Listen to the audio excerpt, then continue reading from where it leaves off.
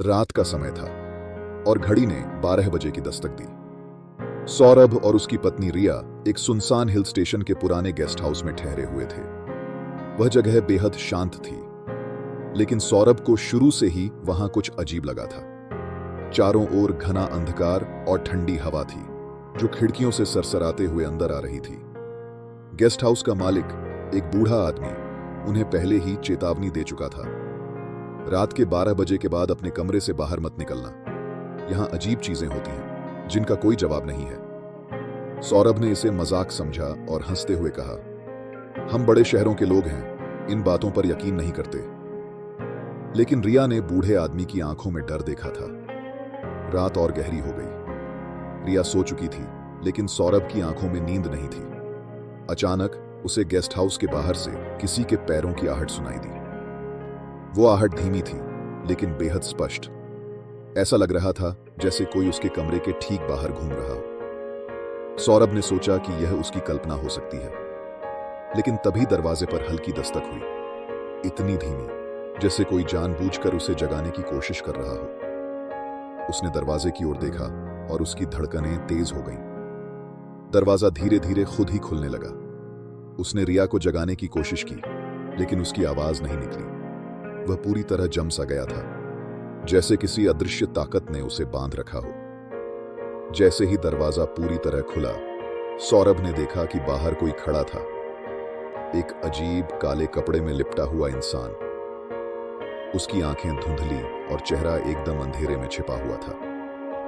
वो व्यक्ति धीरे धीरे कमरे में घुसने लगा। सौरभ की हालत खराब थी, वह कुछ भी करने में असमर्थ था। रिया अब भी गहरी नींद में थी।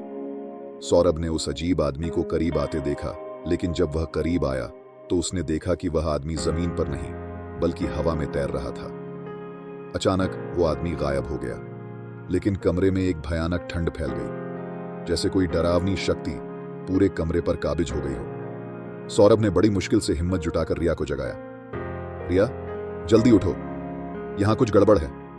रिया उठी, लेकिन उसे कुछ समझ नहीं आ रहा था। क्या हुआ?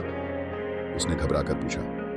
तभी गेस्ट हाउस की खिड़कियां जोर से बजने लगीं। जैसे ही दोनों ने दरवाजे की ओर देखा, उन्होंने एक परछाई देखी जो दरवाजे के नीचे से अंदर आ रही थी। वह परछाई उस आदमी की थी जो अभी कुछ देर पहले कमरे में आया था। अब परछाई धीरे धीरे फैलकर पूरे कमरे में फैलने लगी। कमरे का तापमान गिरने लगा और दोनों को सांस लेना भी मुश्किल हो गया। यहां से भागना होगा, सौरभ ने कहा और रिया का हाथ पकड़ा। दोनों दरवाजे की ओर भागे, लेकिन जैसे ही वे दरवाजे के पास पहुंचे, दरवाजा अपने आप बंद हो गया। दोनों ने किसी तरह खिड़की से बाहर झांकने की कोशिश की, लेकिन बाहर घना कोहरा छाया हुआ था। ये कौन है और क्या चाहता है? रिया ने सिहरते हुए पूछा। तभी गेस्ट हाउस के मालिक की आवाज कमरे में गूंजी, लेकिन वह कहीं दिखाई नहीं दे रहा था। मैंने तुम्हें चेतावनी दी थी, पर तुमने ध्यान नहीं दिया। यह जगह अभिशप्त है। यहाँ की आत्माएं रात के 12 बजे के बाद जागती हैं, और जो भी यहाँ रुकता है उसे अपनी दुनिया में खींच लेती है।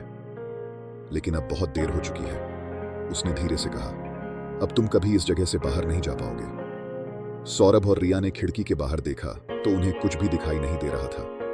वे गेस्ट हाउस में फंस चुके थे और अब उनकी चीखें उस ठंडी रात में खो गईं। अब कोई नहीं जानता कि सौरभ और रिया का क्या हुआ। उस गेस्ट हाउस में जो भी जाता है वह कभी वापस नहीं आता।